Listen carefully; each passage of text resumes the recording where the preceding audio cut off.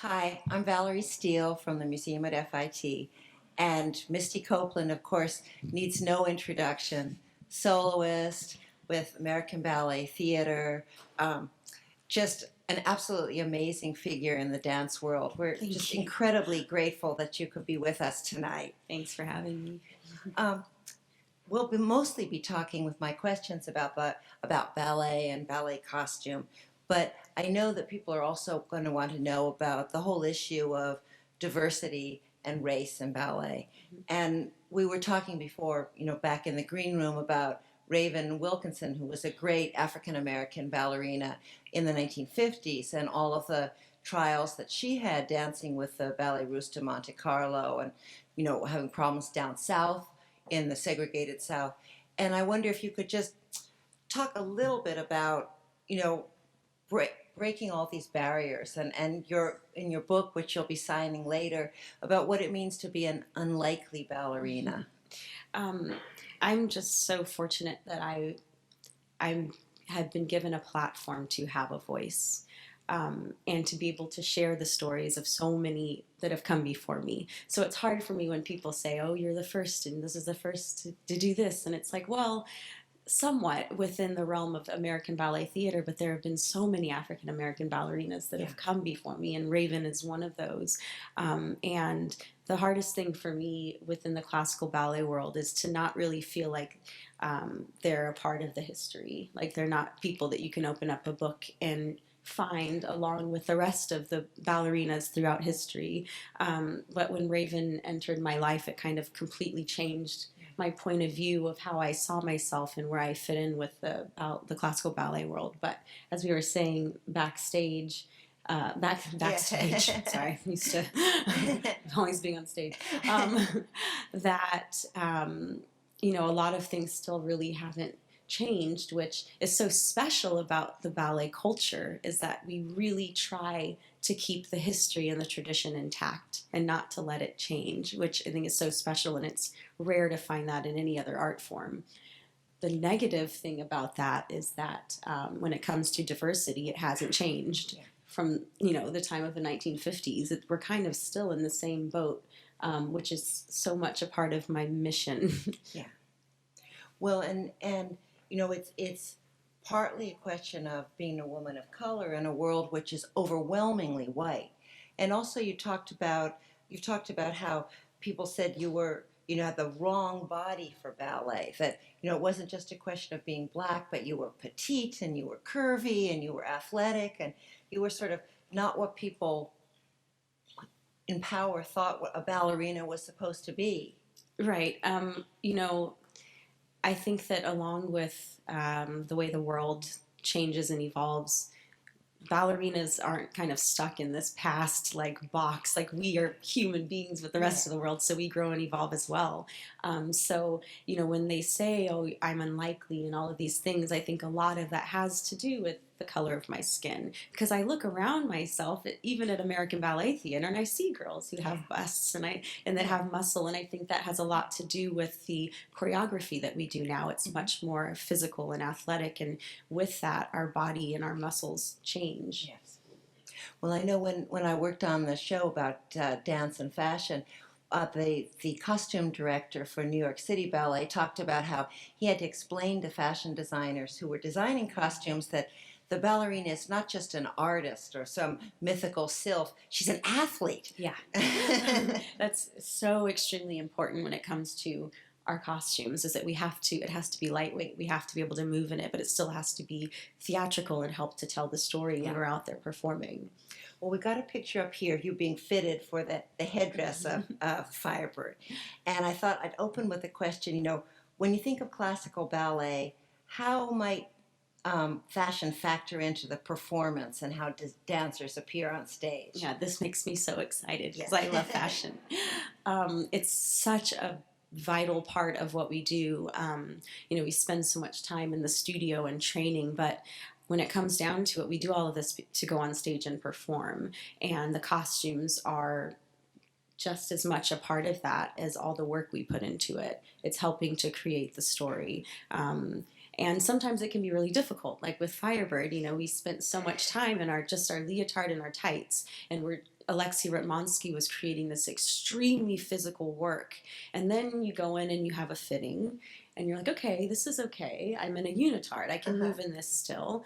And then they put this massive tail on you, and then this headdress, and all of a sudden you're limited in what you can do. But as a professional, you just kind of have to roll with the punches and make it work. Tanya, I think we're having a little trouble getting our. Oh, there we go. So you can see a There's little bit more. tail. Here's So I would do my turns, and it would hit my partner in the face, and but we just had to make it work, and it's kind of a part of the costumes are a big part of it, and we have to adjust with them. How does it help you get into the role? Also, It's just that. I mean, it really helps you get in the role. The makeup, the lights, the costumes, the sets, everything coming together really brings you to that place. And for me, that costume and the headdress and everything really made me start to feel like a creature, which is what I was trying to create in the studio, which is hard when you don't have all these other things helping you. And I'd stare at myself in the mirror, and I'd try to make really crazy things happen with my arms and my hands, and then I put the costume on. I was like, oh, okay, I'll be fine. So, how are decisions made about costumes? You know, for example, choosing colors and cuts and looks. When you performed Firebird, for instance, there were pictures of you getting fitted, like for your headpiece. What was it like to work with the design team, with the design and fitting of, say, the Firebird costume, which is such a famous and flamboyant one? For the most part, dancers are palettes. We're just kind of a blank canvas to be created on, and we have to be ready and prepared for that. That a lot of the times it's not about us or our opinions, and most of the time when it comes to costumes, we have no say. Alexi was really great about the Firebird. It was all fitted and made for me. Oh, cool. And I got to contribute the interior of that costume because I've had so many issues with my bust and making myself look right on stage and fit right. So I actually created the interior of that, which is the big part of my dancewear line that is yet to come out, but so it was really awesome. Misty studied at FIT. I did take a class. Took a class. I love it. It's wonderful. So you understand then how you can do the interior of this. Yeah, and I was very happy that he allowed me to kind of put my, I mean, even though it was just on the inside, but it definitely made a difference on the appearance.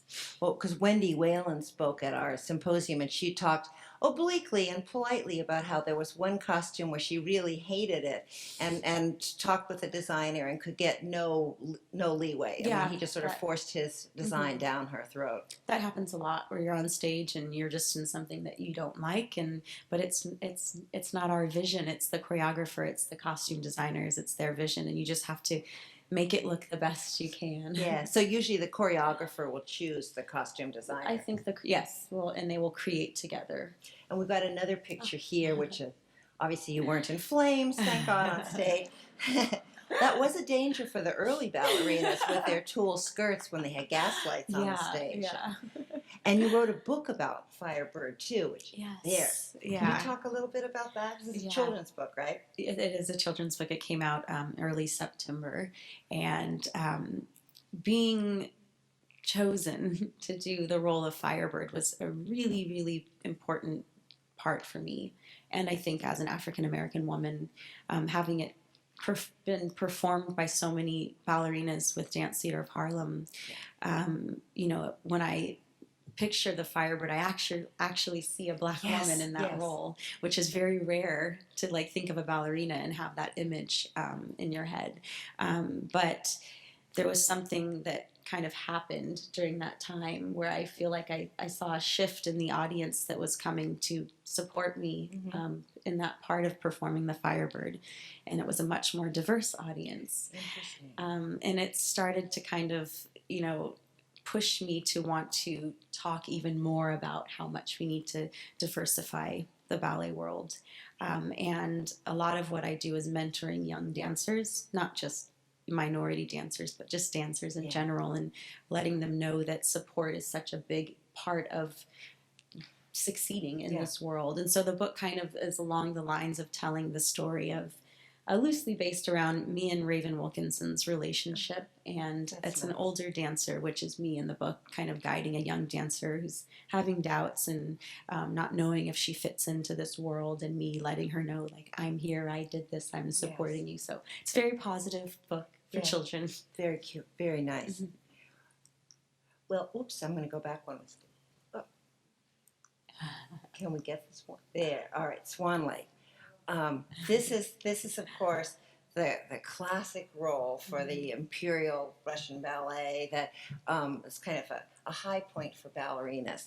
And I wonder if you could talk about what it was like dancing this and to be Odette and Odile, and about how this costume worked, and also I think too about there are probably racial aspects of this too, because people think of Swan Lake as always in terms of sort of the great Russian ballerinas. Yeah. I never dreamed that in my career I would ever play Odette Odile. And I think it's something that was just in my subconscious of what we're used to seeing. And I think that's why it's so important for young dancers to see someone who looks like them on the stage. They can feel that they can dream to be any of these characters. So when I was given the opportunity to perform this, it was kind of like, okay, take out all those images you have of what you think Odette is, and you have to become her. And it definitely helped putting on that tutu, and the headpiece and everything. And I actually thought I was going to connect more with the Black Swan. Mm-hmm. I think it's been easier for me with my dancing to kind of be the more aggressive and sensual character. But for some reason, I just really connected with Odile more than anything. Odile being the good swan. one, the white swan. And it was a challenge for me as well. And I think that that's such a big part of us dancers. We want to be challenged. We want to be pushed. And that role definitely did that for me. But yes, putting on the costume just makes you feel like, oh my gosh, I'm a bird. I'm a swan. Yes. Well, and the sheer strangeness of the swans, the sort of the magical thing of the woman being turned into the swan, is such an evocative story. Yes, it's such the whole thing is so tragic. Yeah, and I mean, the different types of tutus and things that we wear definitely they're there for a reason. Yeah. And there will be classical tutus that are very rigid and straight out like that. And I mean, this is a perfect Imperial Russian tutu, and it kind of very short, very stiff. Yes, goes with everything you were saying. Well, when I worked on the dance and fashion show, I had no idea that the Black Swan costume didn't go back to when Petipa first did this with Tchaikovsky, that in fact it was only invented in the late 1930s, almost by accident. Yeah. So that was but as soon as it appeared, prior to that, Odette wore red or green or gold or multicolored dresses. Yeah, I mean, I guess it makes sense since she's the Black Swan. To put her in black. Yes, once the idea came, it was perfect. And then Copelia. Yes. Now, tell us about this costume and this ballet, what that was like. Again, I think just the way that the dress is made and the long skirt, and it just makes you kind of go back in time and become a little girl, which is what she is. She's a young girl, and she's a little immature, and the way she treats Franz, her boyfriend that she ends up marrying, but just putting flowers in your hair and wearing that type of costume just makes you fall into that character. So going on stage and putting these costumes on definitely completes everything that we work for in the studio. Just be able to kind of put it on and feel like, oh, I am her now. Yes, the metamorphosis into the character. Yeah. Are there any particular favorite costumes that you have that you've worn? Yeah, I mean, again, I love fashion, so there's something about La Bayadère, the ballet. We'll have some pictures of that too later. Good. Okay. Tell them a little bit about what you love about that. Well, just everything about... in fact, maybe it's the next one. Yeah. Oh, okay. Voila. the golds. Yes. And there's the part of Gamzati, and it's just very exotic, and it's set in India, and all of the colors that are used throughout the ballet are these very rich, royal, regal burgundies and golds, and it almost reminds me of like Halston. Yes.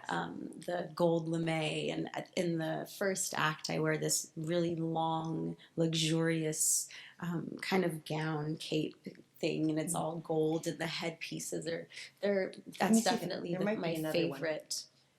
That's a different one. Yeah. It's sort of Indian dancer costume. And that's Le Corsaire. Yes. Another fun one too, and you have to be in very good shape to put that piece on. But La Bayadere, I think, is probably one of my favorite costumes. It just complement my skin color and everything really well. Historically, of course, ballet costumes have evolved a lot, and I wonder, or have they changed that much? What's your feeling? There seem to be a lot of things which are holdovers from past companies, even though they're tweaked by new designers. I think for the most part they're pretty much the same. I think that the newer, more like Alexei Ratmansky, he does extremely physical works, and then for some reason he loves to throw us in these massive like ball gowns that you can't move in. So I guess in some way maybe that's not something that has always been done, but it also feels very old to me.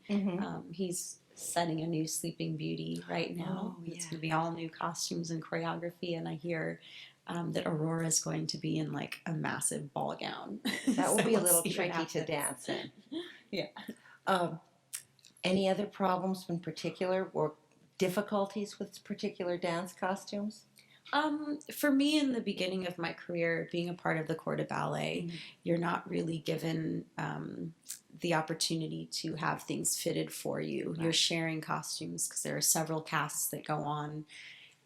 Or one night you're wearing one girl's costume, the next night she's on, so you're going to wear another girl's costume.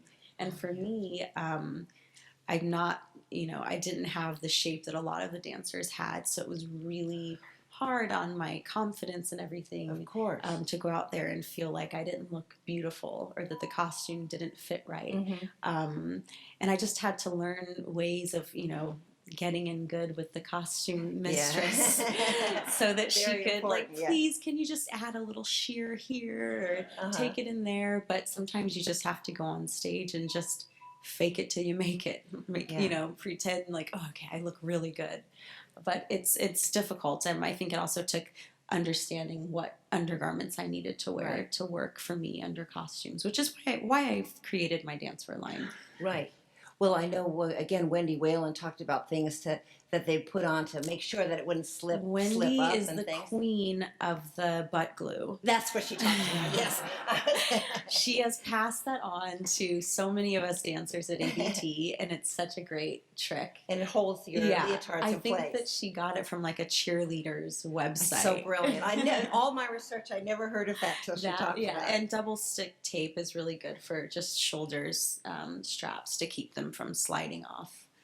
But but the idea of especially being in the corps de ballet, wearing costumes that other dancers wear, and sort of it's not exactly one size fits all, but it's not exactly custom made to you. Right. It's just kind of something you have to go through as a corps de ballet member, and it kind of sucks. But you find your own ways of making it work. Well, you discovered classical ballet when you were 13. I wonder if you could talk a little bit about what that discovery was like, and that's late for ballet, which is kind of amazing. It's just like a tiny little child, really. But at first people were saying that was too late to start. Most dancers, I guess, start when they're like 4 or 5 or something. Yeah, or I'd say maybe around 7 would be a good age to start. For me, I just didn't really have the access to classical ballet. I didn't know anything about it, and really had no interest in it because I knew nothing about it. And when I was discovered at 13, the goal was immediately for me to become a professional. Yeah. So it was an intense training period for 4 years. it was just a very special thing for me. I'd never had anything that was mine throughout my childhood, one of 6 children, just kind of getting by in my public school, like just surviving. So I never did anything that was for me or that made me feel good or strong or beautiful. And ballet definitely did that for me. And it brought me to this very serene place where I could just be a kid and I could dream and I could, I don't know, it was like this safe little place for me, this like fantasy world that was so beautiful and structured. Do you have any memories of when you were starting out, of any costumes that you wore and how they made you feel? The first tutu that I had made for me was when I was 15 years old, and it was Kitri and Don Quixote, and it was just stunning, and it fit me perfectly. And I just remember feeling so beautiful in it. And I competed in my first competition in that tutu, and I won. And that was the first time ABT saw me, and then they invited me to train with them. That's shooting right to the top. And what about leotards? I mean, the whole leotards, tights, ballet shoes. Do you have any memories of how you felt about those as the other iconic costume for ballerinas? It just seems like a second skin now. Of course there are trends and you find your things that are comfortable and your favorites. And the funniest thing to me is whenever I do like fashion shoots and they want to try and dress me like a ballerina. And I'm like, well, I am one, and I can just tell you what we wear. And they tend to, they want to put you, or they ask you, like, well, why are you guys always in such holy things? Why do you look like homeless? Because, I mean, if you go to a ballet studio, you see people sitting on the ground with, like, layers on, and it's comfortable, and it's stuff that we like, and, we feel more comfortable in tights that are worn, or, but, yeah, to me, it's just about feeling comfortable and beautiful, and I like things that kind of cut lower on me, that show my neck and open my chest up, and low back leotards. But I'm pretty classic. Like, I don't wear a lot of junk, as we say in the ballet world, like warm-ups and stuff. I stick to my pink tights and my little black skirt and leotard every day. What about pointe shoes? I mean, along with tutus, that's sort of the iconic thing. What are they like to wear? How do you deal with them? I mean, it just looks so magical from the outside, and then also kind of scary too, because you sort of think, what are you doing to your feet? Yeah, I think if you're trained and you're working correctly and you're wearing shoes that are fitted for your feet, you're not hurting your feet. They may not look as pretty as someone who's never worn a pair of pointe shoes, but in the beginning, it's a little scary and painful, which is why you start training at such a young age, so that you can build the strength and the calluses and to protect your feet so that it no longer hurts. But it's not as bad as you see, like in Black Swan, or toenails or feet bleeding everywhere. That was fortunately just a horror film, not a documentary. But for us, pointe shoes, again, it's it's like a part of us. It's a part of you, and it should appear that way. That it's an extension of your body. That it's not like this big shoe, this blocky thing on your foot. But every dancer wears a different brand depending on what works for them, right? And what works for the shape of their foot and the strength of their foot, the flexibility. So I wear blocks. Right. What about with some of the more kind of modernistic choreographers, the Twyla Tharps and Liam Scarlett's? Do they have different sorts of costuming ideas for some of their ballets? Oh yeah. Usually when it comes to the more contemporary, they tend to want you like naked. Yep, I've noticed that. I don't know why. I think maybe just to show the physicality of what we're doing, and you can see the muscles and really see the movement rather than seeing a costume. But that's kind of been my experience. I have done a lot of Twyla's works that are older.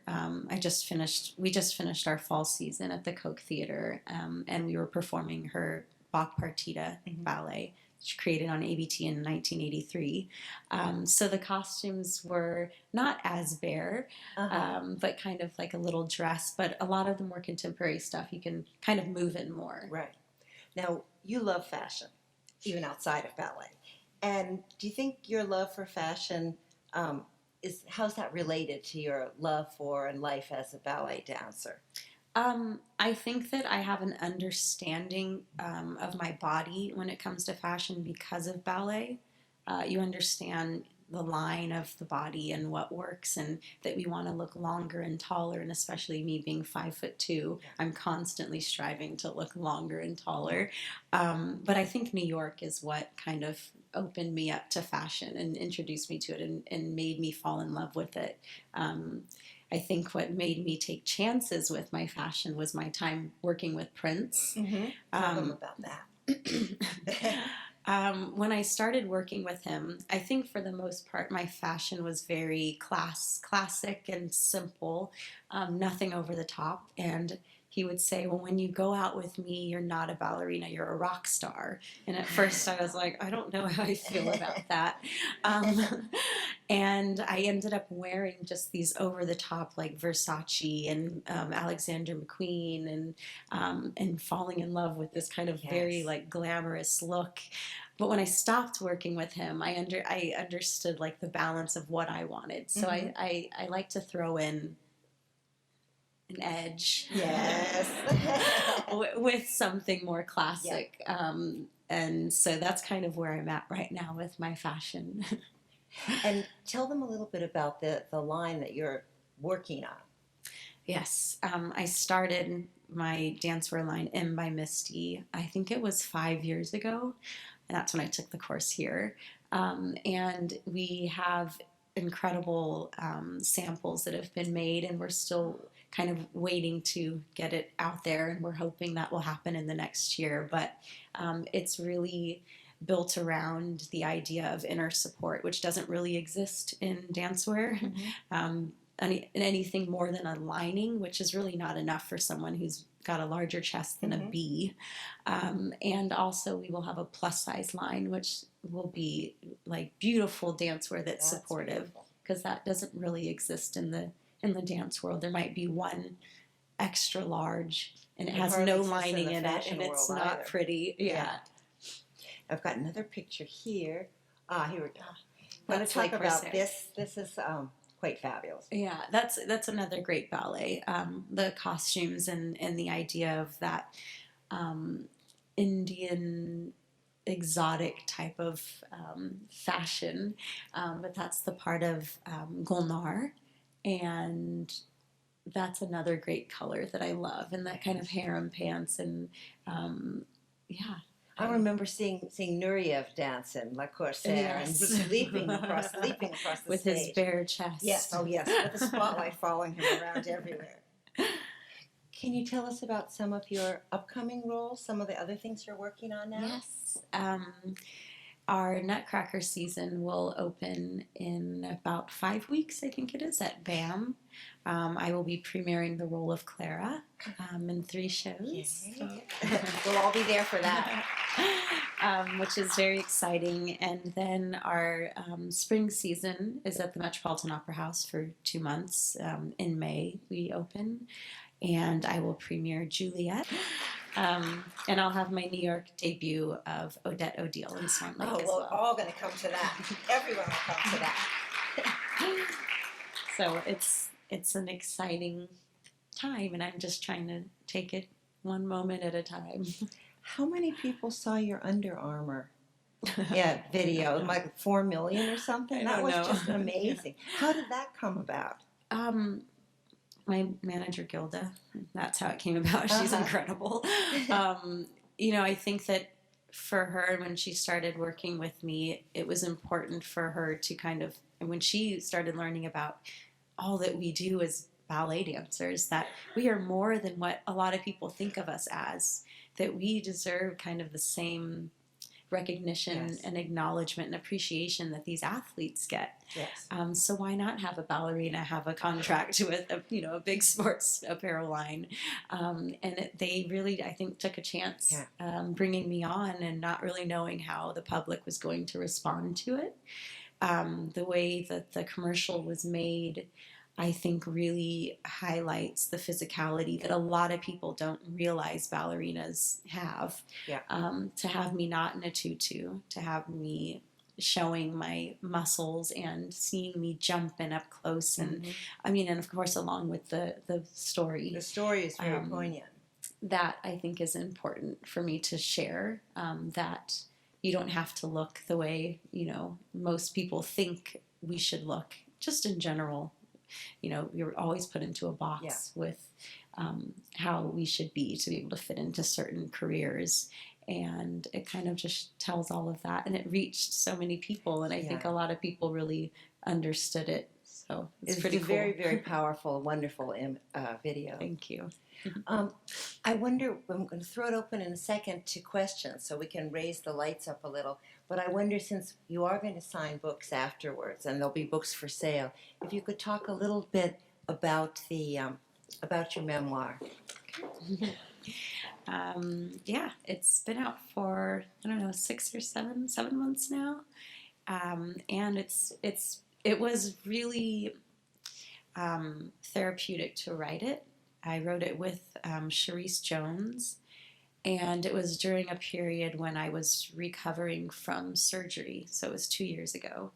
I don't know if I would have the time now to sit down and write a memoir, but I had the time then, and it was also, I think, a critical time that I was very vulnerable, and I think it was easier for me to tap into kind of revisiting times that were tough for me in my past and understanding them and learning from them. And I think that was kind of the point of the book, was to share that, you don't have to come from money. You don't have to, again, fit into this mold to be a part of this incredibly beautiful art form that is ballet, and how much I think it kind of saved my life and made me into the woman that I am today. And the weird thing is that you write it and you're like, oh, that felt so good to get it out. And then you meet people and they know everything about you. And I'm like, oh yeah, I did write that, and they're reading it. That's kind of strange. But it's a pretty inspiring story. It really is. Now I have a few questions here from the audience. Maybe we can just turn the lights up a teeny weeny bit so it's not like we're getting the third degree here. And I hope that you guys wrote neatly, because if you didn't, I'm not going to be able to ask the question. All right. How did it feel to perform Swan Lake in the ABT tour? Oh gosh, it's hard to describe. I think it still doesn't feel like it happened. It feels like a dream. Again, I just never saw myself as performing that role ever. And to be the first Black woman to do it with American Ballet Theatre was huge. Yeah. To do it away from New York City was really comforting, because New York can be really tough. And it was in Australia, and they're so friendly and so warm, and the stage was small, so it felt very intimate, and I just felt the camaraderie from the company. It was just a really great experience. I think the tech rehearsal, I had just landed from the flight, and the next day did the tech rehearsal, so it was just, I was a wreck. But by the time the show came, I felt so comfortable and just really like in the zone. I can't wait to do it again. What would you tell your 15-year-old self from the advanced age of 32 or something? Breathe. It's okay to make mistakes. Don't stress out so much. Accept help and guidance from your peers and family and friends. Here's another person asking the same question. It's such a good one. Are you inspired by any other cultural movement forms? Music really inspires me. Music and fashion, food. There's something about cooking that is creative to me, and it kind of like eases my mind when I'm stressed about something or I'm really tired and I don't want to think about what I have to do at work and my career. And cooking is kind of like a nice outlet for that. How did you come to work with Prince? I really don't even know how it happened. I've asked him before, and he wasn't very clear about it. He was living in LA when I grew up there, and so I'm assuming that he knew who I was just from being in the papers and talking about my dancing. And I had just been promoted to soloist with ABT, and I got a call from someone saying that he wanted my cell phone number. And I was really confused by that. And then I said, okay. And then we talked, and he said, oh, I think you're an incredible artist, and I'd love for you to be in a music video of mine. And then from there, I ended up touring with him, and he ended up creating his Welcome to America tour around me. That's pretty awesome. Is there a role you'd like to play that you haven't danced yet? Giselle. That's great. Yeah. Well, that's another sort of really amazing, that romantic ballet role. So poetic and sylph-like. Yeah, there's so much to it. It's so physically demanding, as is Swan Lake, but to be able to get to that place for that character is going to be fun. That will be wonderful. We'll look forward to that one. That is another really, really wonderful one. Did you ever want to give up dancing? What kept you going? Yes, I did. I think it's the beginning of my career with American Ballet Theatre, and just feeling like I didn't belong and didn't fit in, and probably a lot of it was in my own head that that people didn't want me there. I mean, I think it's hard when you're a teenager and you become a professional and you're on your own and you move to this foreign city that and you're by yourself, and I was surrounded, in a company of 80 dancers, and I was the only Black woman for 10 years. So it was a really lonely time, and I considered going to Dance Theater of Harlem. I considered quitting, and I think it was around that time that I learned about Raven Wilkinson, and I had other really incredible women that came into my life and kind of said, you were meant to do this, keep going. Well, you talked in one of your interviews about how you realized there was a whole alternative history of ballet that actually had many women of color and men of color who weren't acknowledged in the major histories of ballet. Yeah, I'm discovering more and more every day.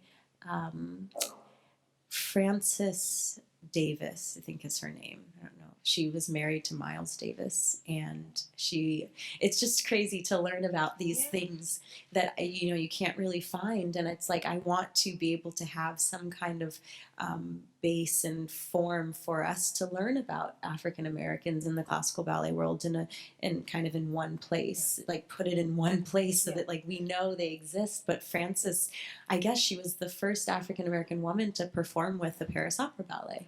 And she did one show, and I never knew about this. And it's like, this is crazy.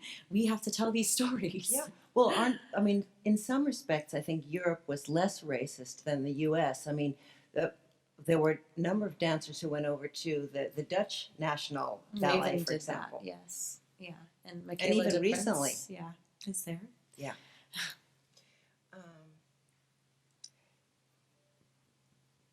As a dance instructor, are there things that I should train my Black students for while pursuing dance? How can I sensitively prepare them for possible racism in the field of dance? I think that the worst thing is to kind of single them out. I think that we want to feel like we're just another dancer. And I think, I hear from a lot of the dancers that I talk to or that I mentor, and they're, if they might have a bigger butt, they're told to tuck more, and then it builds an even bigger butt muscle on top of it. So I think it's just about understanding that we all do the same technique. It doesn't change because you have a different body type. And I think if you're working correctly and doing the proper cross training, that you can train your muscles and develop your muscles to work for classical ballet. I think it's just about motivating them and letting them know that with the right support, they can exist in any company. Do you cross-train outside of dance? And if you do, what do you think helps support your dance technique? Ballet. Like there really is no There's no other alternative. way. Like class, it gets structured in such an incredible and beautiful way that like it takes care of everything. But I do do Pilates mat classes. I do private gyrotonics classes. I swim. I run on the elliptical machine occasionally. That's all like, depending on my schedule. Well, you've had a couple of really sort of devastating operations and Yeah. titanium in your leg. I remember reading that said you did a kind of exercise on the ground, almost like Floor bar. That's right, floor Yes. bar. I think a lot of dancers, we think of floor bar and we're like, ugh, like it's a joke. And I have taken those floor bar classes where you're like, really, like, what am I doing here? Uh-huh. But I found this incredible woman who completely reassessed my technique and changed my just way of thinking about dance. And when I was recovering from my surgery, I was doing floor bar, and I think I was back on the stage about 8 months after my surgery. And it's just a great feeling to have your director say you're a better dancer than when you left. Mm-hmm. And I think that has a lot to do with the floor bar that I was doing. A couple people asking about, can you talk about your favorite ballet and how you prepared for it? My favorite ballet, I think, is Giselle. Just overall, like no matter what part I'm Yes. portraying, I feel so beautiful in it. Yeah. No matter if I'm just a Willie in the corps de ballet or one of the demi-soloists in the corps de ballet or doing peasant pas de deux. There's just something that feels so organic about the movement and the music connecting to one another. But I think as a corps de ballet member, Giselle was the most pleasant to perform, where it wasn't so painful that you just wanted to kill yourself or walk off the stage and get fired. That you felt pretty in it. Yeah. And yeah. Have you ever heard any of the male dancers talk about how they feel about their costumes? I guess so. I think that some of the I don't even know what they're called. What are they called? They're Their tops. yeah, they can be really restricting. Yes. Where like they're trying to lift the girl and it's like you can't lift your arms. I think most of the time. Oh, also they're like dance boots if they have to wear those, and they're really stiff and you can't like point your foot and they come up really high and But for the most part, I think they just complain about their dance belts. Oh. The belt is uncomfortable, unwieldy, like a mini corset.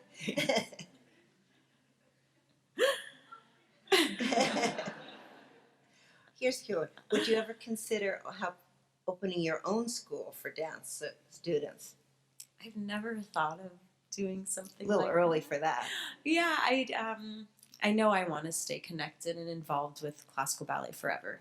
I just don't know if I will have a school. I don't know if I see that for myself. Just here, do you ever have doubts about yourself and whether you're going to succeed? How do you keep yourself going through all the ups and downs, injuries, feeling lonely, etc.? Yeah, it's hard. I mean, as people, we all have our doubts and our days of being, feeling down, or and especially dancers, we're so hard on ourselves, which I think is how you succeed in such a difficult career. But again, it's about surrounding yourself with people who are going to be there when you have those moments.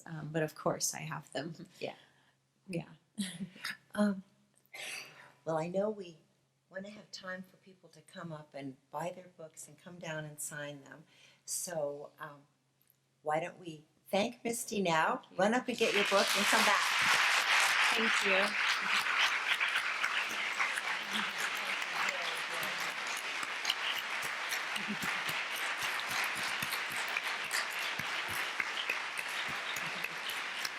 The books are all for sale up there. So if you run up and get one, then you can come down and have it autographed. Thank you so Thank you. You are the easiest, coolest interviewer. That was really wonderful. Thank you. That was so much fun.